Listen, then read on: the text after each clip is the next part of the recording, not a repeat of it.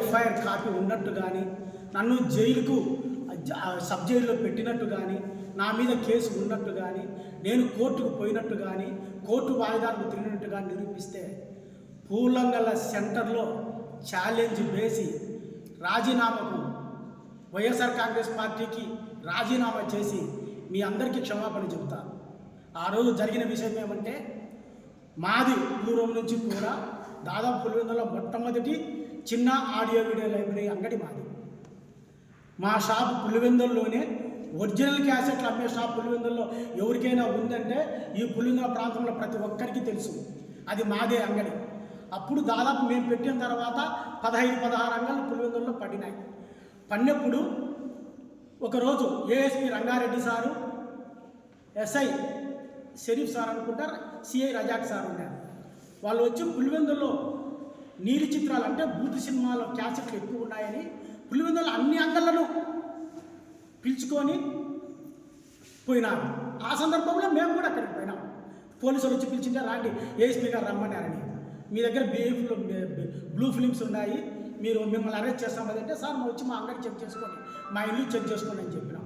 అందులో భాగంగా పోలీసు వాళ్ళు మా అంగడి కాడికి వచ్చి మా క్యాసెట్లన్నీ తీసుకొని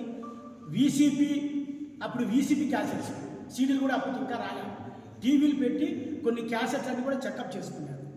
చేసుకున్న తర్వాత నీ మీద ఏమీ కేసులు లేవు, నీ మీద ఏంటి కానీ నీ దగ్గర ఏంటి అడిగి లేవు, నువ్వు పోనీ ఇంటికి పంపించినారు. టౌన్లో వాళ్ళ పేర్లు చెప్పడం మనకు బాగుండదు.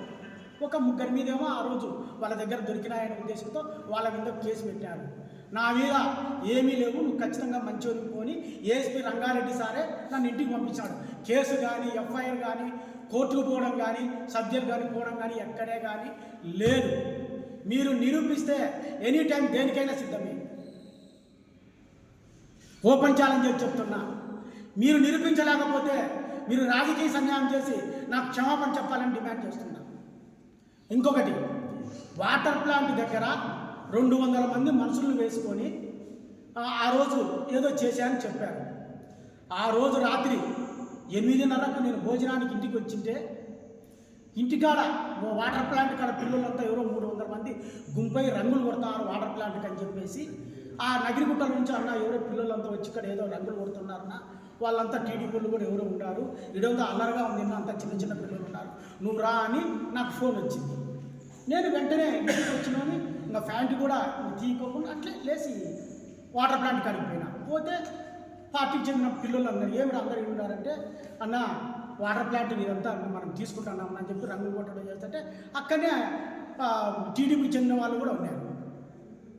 వాళ్ళు వచ్చి ఇది మాది అది ఇది అని చెప్పి గలాట ఆడ చేస్తే, నేను మధ్యలో ఒక పెద్ద మనిషిగా ఉండి వాళ్ళకు వీళ్ళకు ఏం జరగకోకుండా మొత్తం సర్దులు చెప్పి, నైనా మీరు ఇట్లా బాండి అని చెప్పి అంతలోనే పోలీస్ జీప్ వచ్చింది.